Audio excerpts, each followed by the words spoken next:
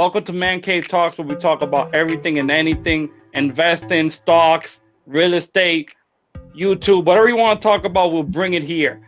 Today's topic will be about buying versus investing versus renting a property and which benefits the most. I am a huge fan of investing. I am not a huge fan of living in your investments, though. That's the big difference. So I don't live where I own. I rent elsewhere. And the reason for that is I don't like my tenants coming to me whenever they have an issue. That's why I have a property management, manage the properties.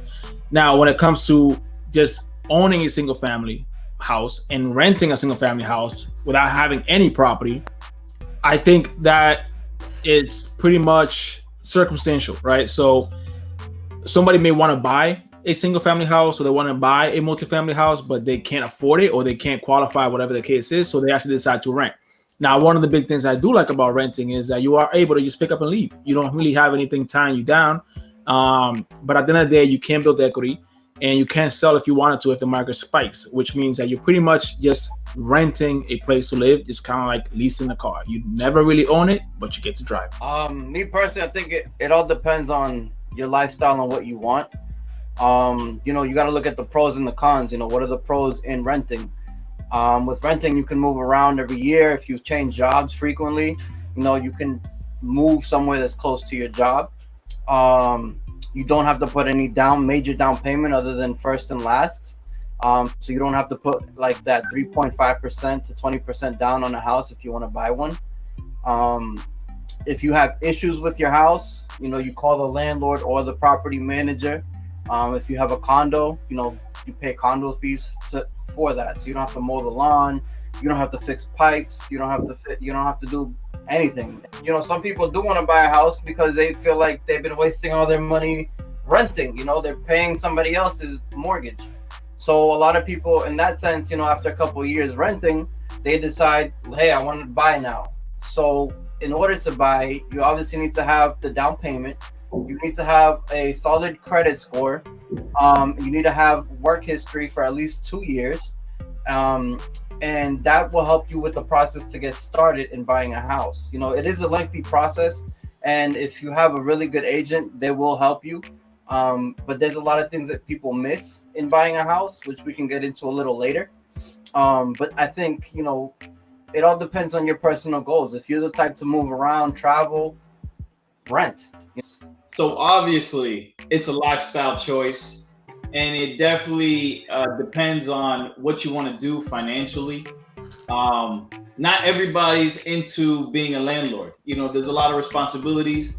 People hear a lot of horror stories, and sometimes that'll be like, oh yeah, I'm not gonna be a landlord. I wouldn't want to deal with a bad tenant that'll force me to kick them out of the home after 6 months of not paying rent, and then they trash the whole place, and then I basically got to spend all the money that I gained from that rental income just to fix up the apartment. So it is really a mindset. Of course, any business, any entrepreneur venture, there's always going to be horror stories. So I think that's one of the things that if you want to be successful financially, you can't expect every pitch to be a home run. You're gonna go through shit. Correct. I mean, the one thing is that you can't you just can't recreate land. I mean, so when you buy a property, that's kind of what you're investing into. So it's always gonna go up over time, and you are gonna see the retracements, which is normal. But if you look at the retracements, the next time it spikes up, it goes up even higher. So yeah, so having a mortgage is a long-term relationship that you're having with the bank.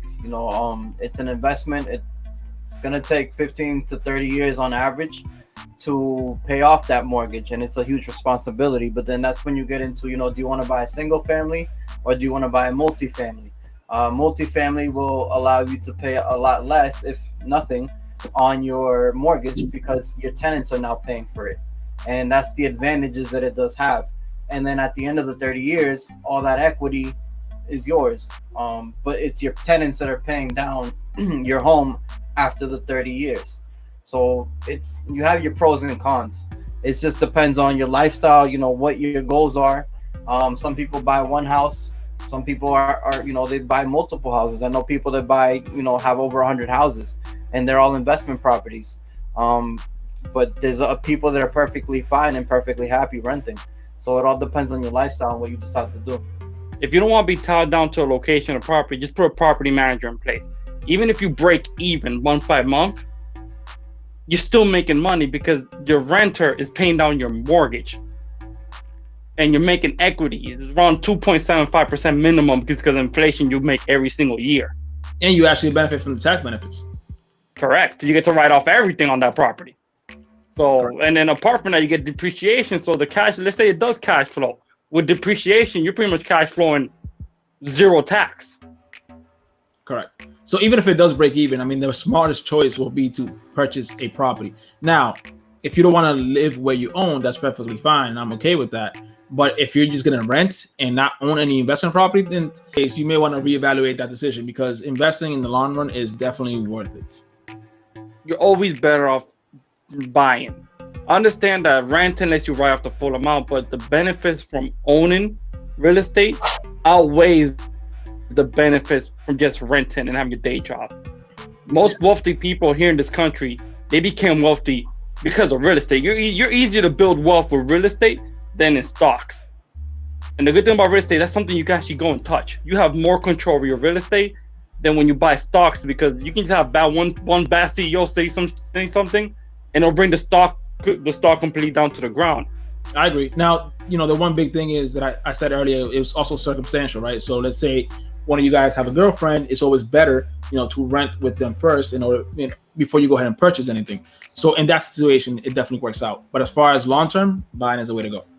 And also, sometimes when I first bought my property, it was more expensive for me to rent than to just go out and buy a condo. There's different strategies. Like, if you don't, you shouldn't go into the market trying to buy property without knowing anything, because you're gonna get burned and you're gonna be spending way more money than you should. You gotta look up FHA, NACA, all these government programs that helps you, put in the down payment or fully gives you a ride to purchasing that house, and that's gonna be clutch, because now you have this equity, that later down the line you can touch. But also you have to be careful with these programs. Sometimes they have some line items tied to it. For example, with NACA, when you buy a house with NACA, you may be tied to that investment for 5 years, and that can cost you, let's say 2.5 years goes by and you want to buy another house, but you're tied to this house and the market crash, and you can get some really good dirt cheap deals. You can't, because you can't buy with NACA because you can find to that loan.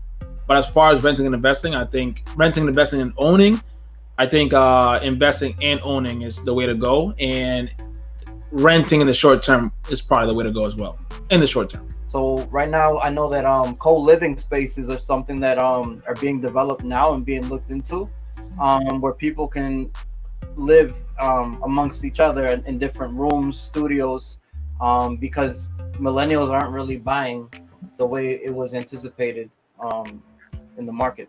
Even renting can be expensive. Let's say you're gonna go rent a 2-bedroom in Boston, which go for $2,500, and that's for first month, last month, and security deposit. You have to pull out 75. Not to mention, if you're going through a realtor, you got to pay realtor fee too. Yeah, realtor fees first month rent. So there you go. That's $10,000.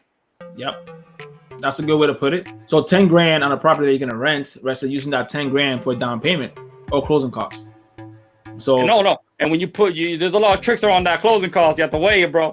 You can get rid of that closing cost. That is true. One of the negotiations that we've personally used is basically have the seller pay for it. You know what? At the end of the day, don't listen to us. Do what you gotta do. All right, do what you gotta do. Do what you want to do. Do what you can do. We don't care. So we brought up a lot of good points. Sometimes you end up putting more money down just to rent a house, when you can use that same amount of money just to buy a house and put a down payment. If you like the content we provide today, please like our video, subscribe down below, and hit that bell button. And you know what? I'm out. Yeah, man, where's my food? Where's my food? Okay, make some weird edit there later on. Alright, look at these crusty ass big head. Yeah,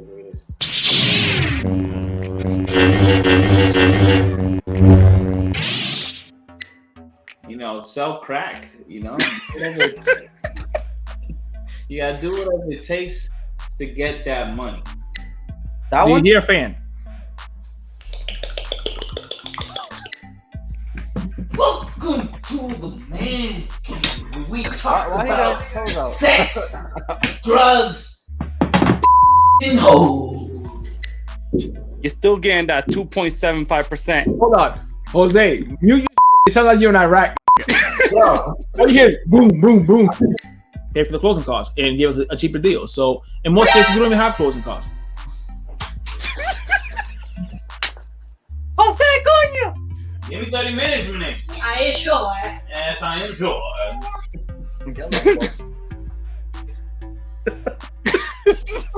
Yo, So we bought up a good. English, motherfucker, do you speak it?